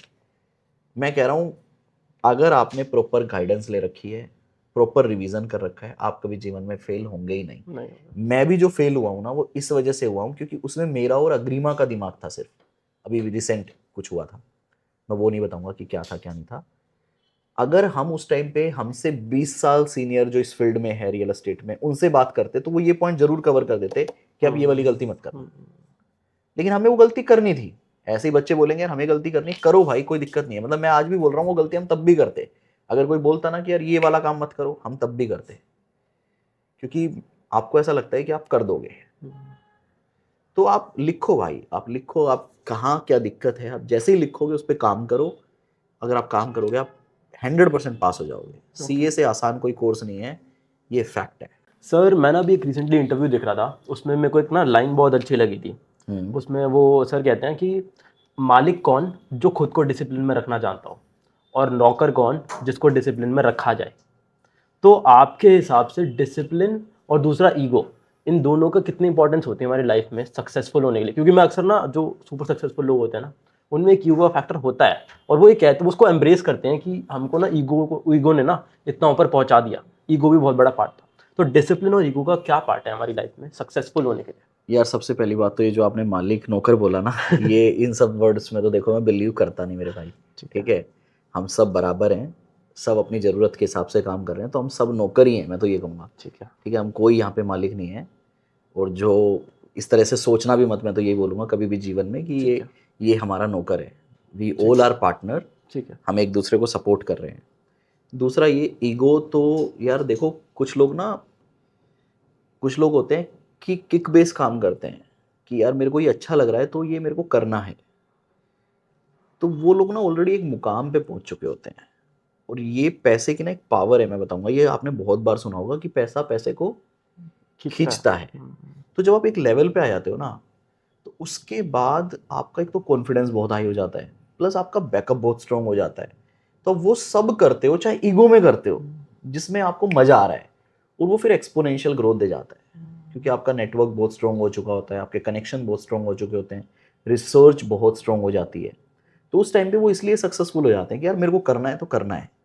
लेकिन ये चीज़ स्टार्टिंग फेज में सही नहीं है। स्टार्टिंग फेज में अगर आप डिसिप्लिन रहोगे, प्रॉपर हर चीज़ को बचाकर चलोगे, तो वो हमारे लिए बेटर है। तो दोनों चीज़ें अलग अलग टाइमिंग के हिसाब से मैं बोलूँगा ठीक है, बट मेरे लिए वो ईगो वाला फैक्टर कभी भी प्ले नहीं करेगा शायद कि करना है तो करना है। मैं उस एंगल में जब भी कोई भी डिसीजन लेता हूँ ना, मैं बता रहा हूँ भाई, सबसे पहले मेरा थॉट प्रोसेस, उसके बाद अग्रिमा का थॉट प्रोसेस, उसके बाद दोस्त, जो मेरी इस फील्ड के जो दोस्त हैं उनके साथ डिस्कशन, कंसल्टेंट्स, फिर उसके बाद इस फील्ड के जो 2-3 मेरे कंसल्टेंट हैं उनके साथ डिस्कशन, फिर एक बार दोबारा डिस्कशन कि यार तुम्हारे ये पॉइंट है, मेरे ये पॉइंट है, कंसल्टेंट के ये पॉइंट है, बताओ बेस्ट क्या है। उसके बाद डिसीजन लेता हूँ यार। Okay okay. तो डिसिप्लिन क्यों इंपॉर्टेंट है लाइक सक्सेसफुल होने के लिए? क्या मैं एक दिन काम करूं 2 दिन ना करूं, उससे क्या फर्क पड़ेगा? यार डिसिप्लिन या कंसिस्टेंसी एक ही बात है, आप बोल सकते हो। डिसिप्लिन तो हर चीज, कंसिस्टेंसी और डिसिप्लिन तो हर जगह इंपॉर्टेंट है ना। इसको मैं प्रायोरिटाइजेशन से लिंक कर सकता हूँ कि आपको अपने जीवन में ये डिसाइड करना होगा कि चाहिए क्या, इंपॉर्टेंट क्या है आपके लिए। जैसे मैं पिछले साल की बात करूं 2025 की, तो मैंने एक बैच दिल्ली में लिया, दूसरा बैच मैंने पुणे में लिया। ठीक है, पहले पुणे लिया फिर दिल्ली लिया। 2024, एक पहले पीछे चलते हैं, 2024 की बात करते हैं। 2024 में मैं दिल्ली पढ़ा रहा था, साथ साथ मैंने अपना आधा दिन अपनी फैमिली को दिया, और उसमें से कुछ टाइम मैंने अपनी हेल्थ को दिया। तो अगर आप मेरा 2024 के मेरे कोई वीडियो या मेरी फिजिक देखोगे तो आपको पूरी, अभी भी नहीं है वैसी, आई वॉज 90 प्लस, और वहां से मैं 74 आया था। That's great. और उसमें भी प्रॉपर बिल्डअप के साथ, मतलब 2-3 महीने और कर लेता तो 6 पैक बाहर थे। ठीक है, प्रॉपर कटिंग। ठीक है, 6 पैक भी दिखते, सब दिखता। 2025 में आया, राघव हुआ मेरा बेटा। उसके बाद में काम में या फैमिली में इतना उलझ गया कि सबसे पहले तो मैंने जिम जाना बंद कर दिया। और जब आप जिम जाना बंद कर देते हो तो फिर आप कुछ भी खाते हो, मिठाई भी खा रहे हो, कार्ब्स भी खा रहे हो। मैं हालांकि कोल्ड ड्रिंक्स वगैरह नहीं पीता, मतलब सब खा रहे हो आप। फिर मैंने, स्वप्निल सर का फोन आ गया पुणे से, ओके। अरे यार कपिल मुझे तू चाहिए भाई, एक अटेम्प्ट के लिए मेरे को चाहिए ही चाहिए। उसके बाद तू डिसाइड कर लियो कि क्या करना है। और मैंने तुम्हें पहले ही बोला था मेरे लिए दोस्त ज्यादा इंपॉर्टेंट है। तो मैंने कहा कि चलो एक अटेम्प्ट में कर दूंगा, ठीक है, ताकि आपका भी मैनेज हो जाएगा, मैं दिल्ली मैनेज कर लूंगा। मैं वहाँ गया। अब वहाँ गया तो मैं भैया बाहर का खाना खा रहा हूँ। फिर मैंने दिल्ली बैच लिया नॉन स्टॉप, और पूरा साल 2025 इसमें क्या हो गया, चला गया। और मैंने देखा कि मैं वापस से 90 आ गया। तो मेरे लिए प्रायोरिटी क्योंकि कुछ और हो गई थी उस टाइम। फिर मैंने 2025 के एंड में बैठ के अपने आप के लिए सोचा कि मैंने माना 1-1.5 करोड़ रुपए एक्स्ट्रा कमाया। ठीक है, कंपेयर टू 24 मैंने 1-1.5 करोड़ रुपए एक्स्ट्रा कमा लिया होगा, चलो। लेकिन क्या ये 1-1.5 करोड़ रुपए की मुझे जरूरत थी? तो उसका आंसर ऑब्वियसली मैं अपनी वाइफ के बिना डिस्कशन में कोई भी चीज कंक्लूड नहीं करता। तो मैंने 3 लोगों के साथ पूछा क्या यार ये मेरे लिए इंपॉर्टेंट था? तो सब ने कहा भाई तू, गलत डिसीजन था वो तेरा, हम सब ने तो मना किया था बट तूने किया फिर भी। तो फिर मैंने डिसाइड किया now how will be my 2026 कैसा होना चाहिए मेरे को, 2026 टू 2030 का मेरे को रोड मैप चाहिए। तो मैंने एक 5 साल का अपना रोड मैप बनाया है अभी।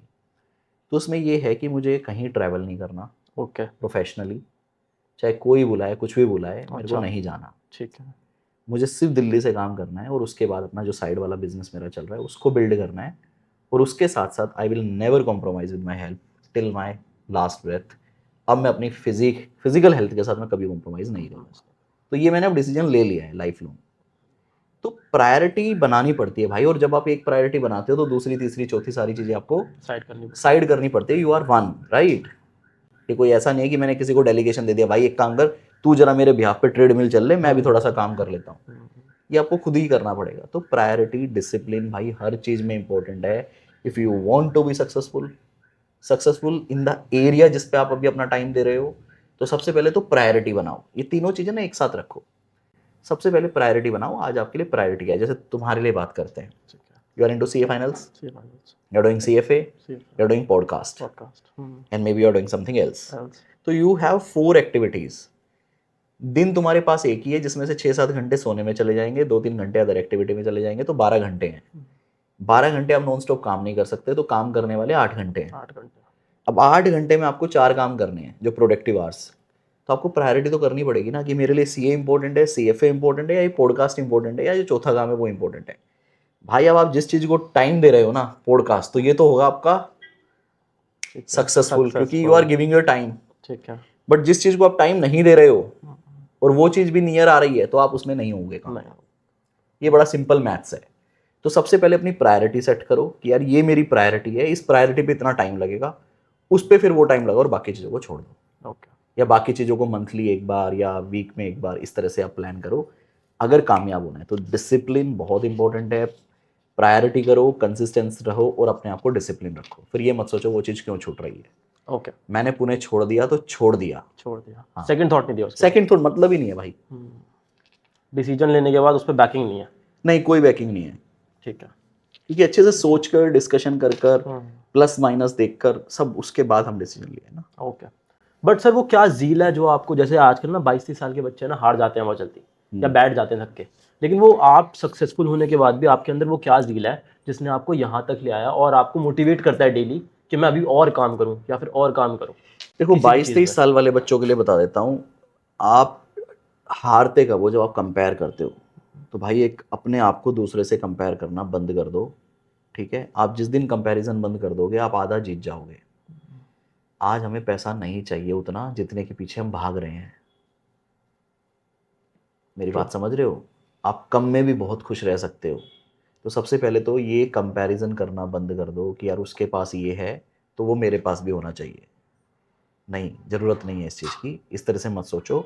दूसरा कि मोटिवेशन क्या है? तो भाई मोटिवेशन तो आपको ढूंढना पड़ेगा। आप क्यों कर रहे हो कोई भी काम? पर्पस तो आपको ढूंढना पड़ेगा। Motivation is equal to purpose. You are right. अगर कोई बंदा सीए कर रहा है बट उसके पापा का बहुत बड़ा बिजनेस है या उनका सब कुछ बिल्कुल सेट है, उसको ये सोचने की जरूरत नहीं है कि मेरे को घर को सपोर्ट करना है या मुझे कंट्रीब्यूट करना है। तो उस बच्चे का पर्पस ये हो सकता है कि I am doing CA for my self respect, ताकि मैं अपने फादर के बिजनेस को ग्रो कर सकूं या ये कर सकूं। तो उसका वो माइंडसेट हो सकता है। उसी स्टूडेंट का ये भी माइंडसेट हो सकता है, यार क्यों पढ़ना है, पापा का है ना सब कुछ, वो देख लेंगे। तो दोनों माइंडसेट हो सकते हैं। बट मिडिल क्लास फैमिली या उससे भी लोअर मिडिल क्लास फैमिली के बच्चे का तो पर्पस ये हो सकता है ना कि यार मैं जब सीए बनूंगा, जब सैलरी आएगी तो पापा को सपोर्ट करूंगा, मम्मी को सपोर्ट करूंगा, बहन की शादी करूंगा, अपने मम्मी पापा किराए पे रहते हैं उनको एक घर दिलवाऊंगा, अपनी लाइफस्टाइल थोड़ा अच्छा करूंगा। तो ये सब चीजें ही हमारा पर्पस बन जाती है। यस और नो? ट्रू। तो you have to identify a purpose why you are doing this. और अगर आपने वो देख लिया, वो सब पर्पस सिंपल है भाई, गरीब है सीए में काम, सीए करने वाले 80% स्टूडेंट मेरे हिसाब से लोअर मिडिल क्लास या मिडिल क्लास फैमिली से हैं। तो हमारा पर्पस बिल्कुल सिंपल है यार, सबसे पहले फाइनेंशियल स्टेबिलिटी। तो उसके लिए हम सीए कर रहे हैं। तो that is the main purpose. उसके अलावा जो बच्चे स्टेबल हैं, जिनका फाइनेंशियल बैकग्राउंड अच्छा है, वो अपनी सेल्फ रिस्पेक्ट के लिए करते हैं। सीए से भाई बिजनेस धंधा करना बड़ा आसान हो जाता है, क्योंकि हमारे यहाँ क्या है ना, इंटरनल ऑडिट भी है, तो वहाँ पे आप सारा प्रोसेस समझते हो, पूरा फाइनेंस आ जाता है, पूरा टैक्स आ जाता है, तो बिजनेस में भी बड़ा हेल्प करता है। Okay, that's great, that's great sir. जाने से पहले कुछ बच्चों को मोटिवेशन या फिर कोई ऐसी कहानी जो असली में उनका नज़रिया बदले या फिर कुछ एक चीज़ चेंज करे उनके अंदर, जो आपने अपनी लाइफ से सीखी हो? देखो यार, मैं तो ये बोल सकता हूँ कि अगर आप मेरे को 15 साल 2010 17 साल पीछे जाके देखो, तो मैं एक दुकान पे काम करता था, ठीक है। महीने के 3,000 रुपये मिलते थे, 3-4 हज़ार रुपये मिलते थे महीने के। चीनी तोलता था, चावल तोलता था, ठीक है। और आज 15-17 साल के बाद मैं कह रहा हूँ 100 करोड़ रुपए का नेटवर्थ होने वाला है, ठीक है। और टीचिंग से भाई 10% ही कमाया है, ठीक है। तो बहुत सारे लोग सोचते हैं कि बच्चों के गले काटे इसने। भाई मैंने कोई बच्चे का गला नहीं काटा। मैंने सीए इंडस्ट्री के अंदर फीस कम करवाई है। आप लोग मेरे को पता नहीं कितना पुराने जानते हो, पहले 20-20 हज़ार लोग फीस लेते थे एक सब्जेक्ट की। आज 20 हज़ार में हम तीनों सब्जेक्ट देते हैं उन्हीं टीचर्स का। आदित्य जैन सर की फीस 20 हज़ार रुपये हुआ करती थी, परवीन जिंदल सर की फीस 16-17 हज़ार हुआ करती थी, ऑडिट की फीस 12-13 हज़ार हुआ करती थी। टोटल कर लो, आज सीए इंडिया पे इन्हीं तीनों टीचर्स का आपको तीनों फाइनल के तीनों सब्जेक्ट आपको 20-21 हज़ार में मिल जाते हैं, ठीक है। मैं बहुत सारे बच्चों को फ्री पढ़ाता हूँ, जिन बच्चों के पेरेंट्स नहीं है उनसे हम उनको फ्री पढ़ाते हैं। हाँ, एक वो CSR के पॉइंट अंदर। मुझे पूछना था। तो वो सब तो मैंने जो बहुत सारे लोगों को लगता है भाई टीचर मतलब मोटा छापते हैं, कपिल सर ने 100 करोड़ बना दिया तो इसी से बनाया होगा। नहीं मेरे भाई, मैंने सब रियल एस्टेट से बनाया है। टीचिंग मेरा बेस रही है, आप ये बोल सकते हो। ओके, टीचिंग बेस रही है। टीचिंग से हमने ऑफिस में हमने काम करना सीखा, दोस्त लोग मिले, अच्छा नेटवर्क मिला, नेटवर्किंग का यहाँ पे बहुत बड़ा रोल रहा है। उसके बाद पैसे से पैसा बनाया है भाई, तो ठीक बच्चों का गला नहीं काटा है। Okay, okay. तो ये मोटिवेशन है एक तरीके की यार कि हाँ, मोटिवेशन ठीक है भाई, आपकी लाइफ बदल जाएगी। आप अपनी मतलब आपकी लाइफ नहीं बदलेगी, मैं कहता हूँ आप आपकी आने वाली ना जनरेशन्स की लाइफ बदल जाएगी। घर का अगर एक बंदा कामयाब हो गया तो एक बंदा कामयाब नहीं होता भाई, पूरा घर कामयाब हो जाता है, पूरा घर सुधर जाता है मेरे भाई। आने वाली पूरी जनरेशन बेटर हो जाती है, सबको एक अच्छी एजुकेशन मिलती है, और एजुकेशन मिल गई तो सब कुछ सही हो गया। यस और नो? तो एक बंदा अगर किसी फैमिली से, उसको कुर्बानी देनी पड़ती है। कुर्बानी क्यों देनी पड़ती है? कुर्बानी क्या हुई, वो सक्सेसफुल हो गया ना, तो ये तो अचीवमेंट है, ये कुर्बानी कहाँ से हुई? नहीं, उसको सैक्रिफाइस करना पड़ता है ना। कोई सैक्रिफाइस नहीं करना पड़ता। क्या सैक्रिफाइस करना है? घर का, मैं कह रहा हूँ अगर कोई 3 भाई बहन है बहुत अच्छी बात है, 3 कामयाब हुए, लेकिन मैं कह रहा हूँ अगर किसी फैमिली में कोई एक बंदा कामयाब हो गया ना यार, एक बंदा सीए बन गया, वो समझ लो आने वाले 1000 साल ठीक कर देगा उस परिवार के। तो वो है सीए कोर्स, या वो है एजुकेशन। मैं सीए के लिए नहीं बोलूँगा ये बात, ये मैं किसी भी फील्ड में बोलूँगा। बस एक बंदा घर का भाई किसी भी फील्ड में कामयाब हो जाए, सुधर गया सब कुछ, पूरा परिवार पूरा परिवार सालों सालों के लिए। क्योंकि एजुकेशन यार सब कुछ यार, पढ़ाई है भाई। आप आने वाली सभी जनरेशन को अच्छी पढ़ाई दोगे तो बच्चे अपने आप कर लेंगे सब कुछ। That's great sir, that's great sir. कुछ रैपिड फायर के क्वेश्चंस हैं, बस 2-4 मिनट में वो पूछने ताकि रील का कंटेंट मिल जाए। अच्छा ठीक है। तो बस वो पूछने 2-4 मिनट। तो सबसे पहले सर, सक्सेस लक है या डिसिप्लिन? सक्सेस लक है या डिसिप्लिन? डिसिप्लिन है भाई, दोनों है, दोनों है। लक भी है, क्योंकि मेरे कुछ ऐसे जगह पे पैसे लगाए जो बिल्कुल ऐसे ही लगाए। ओके, मेरे साथ कुछ गलत हुआ, उस गलत की वजह से मेरे साथ कुछ बहुत अच्छा हुआ, ओके। और वो लक था। वो लगता है, हाँ और लक का बहुत बड़ा रोल है लाइफ के अंदर। हाँ, लेकिन आप उसके लिए भाग नहीं सकते, वो तो लक है। वो तो लक है। हाँ, वो मिल गया, जो मिलना है वो मिलना मैं है। एग्जांपल दूं लक का ही। हाँ प्लीज। डीएलएफ आर्बर करके गुड़गांव में एक, डीएलएफ एक बिल्डर है, आर्बर करके एक प्रोजेक्ट है, उसके अंदर किसी को घर नहीं मिला। आशीष कालरा सर को जानते हो? हाँ। उन्होंने मेरे साथ अप्लाई किया था, ओके। लॉटरी में निकला था, वो मेरा निकल गया। अच्छा। वो मैंने 7 करोड़ का लिया था, 18 करोड़ का है। बात तो करें, ये लक है। ये लक है। अब इसमें हाँ। क्या करेगा हाँ, डिसिप्लिन? लॉटरी में क्या करेगा? लॉटरी में क्या करेगा, वो लॉटरी में निकला है मेरे, तो ये लक है। ओके सर, आज की डेट में डिग्री मैटर करती है या स्किल्स? दोनों। ओके। अगर आपके पास डिग्री नहीं है, कोई भी नहीं लेगा आपको। आपको एक प्रोफेशनल डिग्री चाहिए, सीए, सीपीए, एसीसीए, कोई भी प्रोफेशनल डिग्री, आप चले जाओगे। तो शो में आने के लिए डिग्री चाहिए, शो में बने रहने के लिए और ऊपर जाने के लिए स्किल चाहिए। स्किल्स चाहिए। स्किल के बेस पे आप घर चला लोगे। लेकिन आप शो के मास्टर नहीं बन सकते। यस, समझ गए भाई? ओके। आप बिना डिग्री भी मास्टर बन जाओगे, लेकिन फिर आपको खुद का कुछ बिल्ड करना पड़ेगा। ओके। लेकिन आपके पास डिग्री भी है और स्किल भी है, तो फिर आप कहीं पे भी एंटर करके कुछ भी बन सकते हो। दोनों इंपॉर्टेंट है, तो पीछे भी दोनों इंपॉर्टेंट थे, यहाँ पे भी दोनों है आपके। सर, आपकी पहली गाड़ी कौन सी थी और आपकी अभी क्या प्लानिंग है, या फिर कौन सी गाड़ियाँ? यार मेरी पहली गाड़ी थी, सीए बनते ही ले ली थी मैंने, K10, ऑल्टो K10। ओके। ठीक है, वो मेरी पहली गाड़ी थी। अभी मेरे पास XUV 700 है, बहुत प्यारी गाड़ी है, बहुत अच्छी गाड़ी है, महिंद्रा अपने इंडियन ब्रांड की गाड़ी है। और एक मेरे पास टाटा, इंडियन ब्रांड ज़्यादा मिलेगा तुम्हें मेरे पास, एक टाटा की गाड़ी है मेरे पास, टाटा नेक्सॉन EV, जो कि मैं लोकल अपने शहर में चलाता हूँ टू सेव फ्यूल, ताकि एनवायरनमेंट पोल्यूट ना हो। मैंने जैसे ही ये EV आई थी भारत के अंदर, मैंने सबसे पहले ली थी कि मैं जहाँ कंट्रीब्यूट कर सकता हूँ मैं वहाँ कंट्रीब्यूट करूँ, और मैंने सब्सिडी भी नहीं ली थी। उस गाड़ी पे 2 लाख 2.5 लाख का सरकार सब्सिडी दे रही थी फॉर फर्स्ट 1000 बायर्स। तो मैंने उसको नहीं लिया, अवेल करना होता है, मैंने नहीं किया। मैंने इसलिए नहीं किया कि जिसको जरूरत है वो करे, क्योंकि सिर्फ 1000 के लिए थी। अगर अनलिमिटेड होती तो मैं जरूर करता। तो मैंने टू प्रोटेक्ट आवर एनवायरनमेंट की जहाँ कंट्रीब्यूट कर सकूँ, मैंने टाटा नेक्सॉन ली, ताकि दिल्ली का थोड़ा सा पोल्यूशन भाई हम कम कर सकें। और अब जो अगली गाड़ी लूँगा, वो मेरा मन है कि हम अगले साल या नेक्स्ट टू नेक्स्ट ईयर शायद, मैं जो अभी प्लान है चेंज कर सकते हैं, शायद मैं मर्सिडीज की GLS प्लान कर रहा हूँ। Okay, GLS, that's great, that's great sir. Sir, success cost you what? Success ने आपको क्या कॉस्ट किया? कुछ भी नहीं भाई, सब कुछ दिया है। ओके। कुछ भी कॉस्ट नहीं किया मुझे तो। ओके, मतलब कुछ सैक्रिफाइस? कुछ भी नहीं। ओके, जीता है भाई मैं तो देखो जो काम कर रहा हूँ ना, उसको एंजॉय कर रहा हूँ। जब मैं बिग 4 में काम करता था तो मैंने वो खुद से एक्सेप्ट किया था उतने वर्किंग आवर्स। और आज भी मैं 3 बजे उठ रहा हूँ। अभी तो मेरे को चलो उतनी ज़रूरत नहीं है, जब मैंने टीचिंग स्टार्ट की थी तब बहुत हार्डवर्क किया था। तो वो सब मैंने खुद उसको अपनाया था, चूज़ किया था। तो आई एंजॉयड माई लाइफ और मेरा टाइम जो भी है। तो सक्सेस ने तो भाई मुझे कुछ भी कॉस्ट नहीं किया, सब दिया ही है, सब ऐड ऑन किया है। तो सैक्रिफाइस वर्थ इट लगता है? है ही नहीं सेक्रीफाइस भाई कहीं पे भी। ओके, वो है ही 3 बजे नहीं। उठना, वो तो सैक्रिफाइस था? नहीं यार, मेरी लाइफ का पार्ट था 11th क्लास से। That's great. मेरी लाइफ का पार्ट था। मेरे को ये क्या मतलब, क्या सेक्रीफाइस किस चीज़ को बोलेंगे हम? मैं ज़्यादा ट्रैवल नहीं करता, घूमता नहीं हूँ, तो मुझे तो वो भी सेक्रीफाइस नहीं लगता। बट मैंने छाप दिया ना यार। सेम टीचर जब मैं 2018-19 से पढ़ाना चालू किया, आज 2025 है, 7 साल हुए हैं मेरे एक्टिवली। और 7 साल से और भी बहुत सारे टीचर हैं। कितने टीचर ने 100 करोड़ बनाया है? मैं मानता हूँ 20 कंट्री ट्रैवल कर दी होंगी। हाँ। भारत के कितने सीए टीचर्स में पढ़ाने वाले टीचर्स ने 100 करोड़ रुपए, एक नंबर का बात कर रहा हूँ मैं, जिसमें कच्चे की बात नहीं कर रहा भाई मैं।